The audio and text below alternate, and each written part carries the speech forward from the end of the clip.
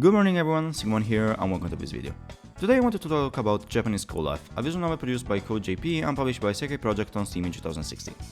This is an educational visual novel where we will follow the protagonist, Brian, an exchange student that is going to live for a year in Japan, where he gets to know Japanese culture better together with his two friends and co-protagonists of this game, Arisa, a lively-haired, and Chiyoko, a citizen refined girl. This, of course, while also trying to get close to one of the two girls. Now, what this visual novel aims to be is an educational game, a bit like Gogo Nippon if you know what I'm talking about.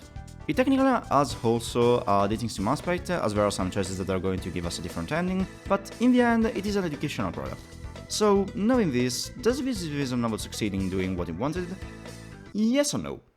While some of the things that the game tackles are actually quite interesting to hear, many are things that are practically common knowledge, especially if you have been soaked in anime culture for quite a bit, which is normally the audience for these types of games.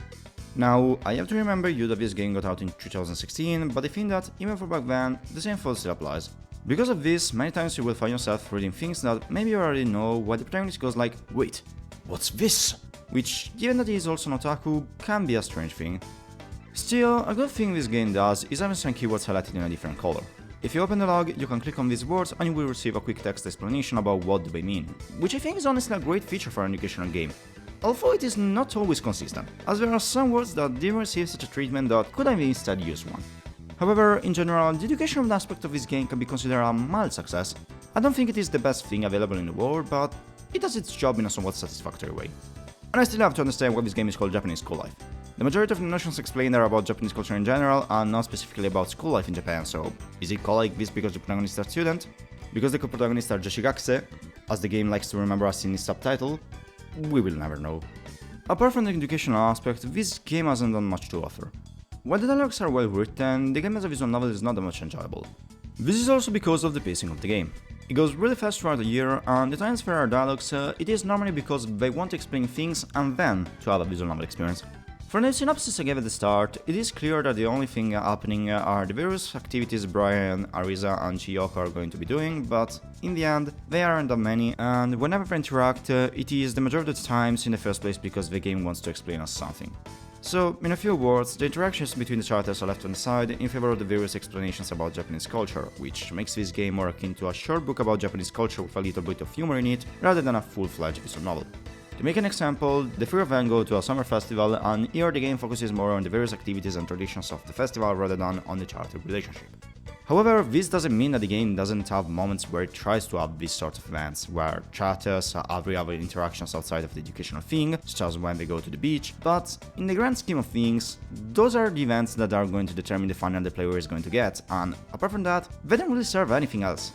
Speaking about the finals, there is one for Arisa and one for Chiyoko, but apart from some different dialogues and a different ending screen, they don't have any difference between them and the same events playing both of them, which makes them just something that maybe wasn't really necessary in an educational visual novel.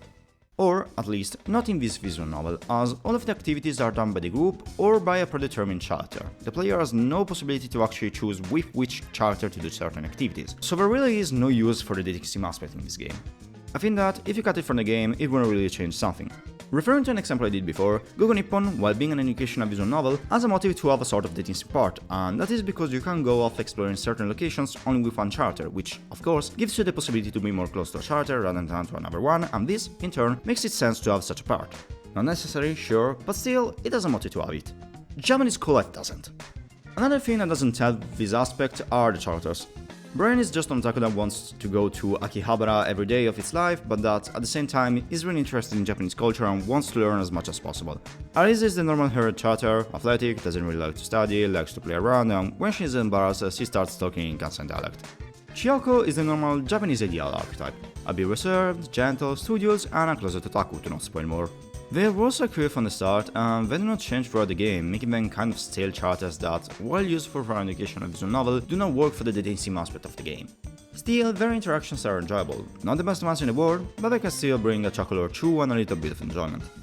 As for the art department, this game has a little bit deformed art style, so much so to earn the tag on VNDB. I honestly don't know how to rate it. It is not bad by any means, but at the same time I don't think it really is that great. The various CGs that the game has to offer all follow this trend, but in the end, I think they can still be enjoyed, and the character design is okay, nothing to brag about, but also nothing that can be really criticized. However, the cheap illustrations that sometimes are used are cute, except for the one of the Shinkansen, which seems something made in paint at the last second just because they needed to add something there. The characters are also animated in emote, a variant of HD that is used in many Japanese projects for those who have never heard about it, and I think they can be enjoyed, although clicking when they are talking and finding them at the next line in a different position than the ones they had while talking because they change it mid-sentence can be quite strange at first. Also, from the options you can enable the Neko Mimi mode that, like the name suggests, adds cat tears and tails to the two goals. I don't... Why? Actually, never mind, it exists, let's go on. As for the sound department, the musics are nothing to get crazy about, while the voice acting that the game offers is actually enjoyable. I really liked it, especially Arisa's voice actors did a really good job in this one. As a little side note, this game offers the possibility of having dual languages on screen, with both the Japanese version and English translation visible to the player, which is always something that can be appreciated. As for how much the game lasts, I need 3 hours to finish both routes, which is an okay duration for a short visual novel such as this, while its replayability value is, in an absolutely shocking way, approximable to 0, considering that the only thing to do after having obtained the first final is to go for the second and nothing more. Japanese School Life is a game with two faces. From one side, it is a good educational game that, while not being the best out there, can be still enjoyed both by those that have little or no idea about Japanese culture and by people who are already into the anime-like sphere, and both will surely enjoy it less than the first ones. However, from the other side, this game completely flops as a dating sim, a part that really feels unnecessary and more a bait to rope people into the game than anything else, a thing that is also not really helped by the characters. If I was to consider it only by its educational part, then I would surely say that it is not a bad product, but considering it as a whole, I'm sorry to say this, but it is not as good as it could have been. It is still worth a try in my opinion, but I also think that selling this game for 10 euros is a bit too much, as there is not that much content to justify a price like this.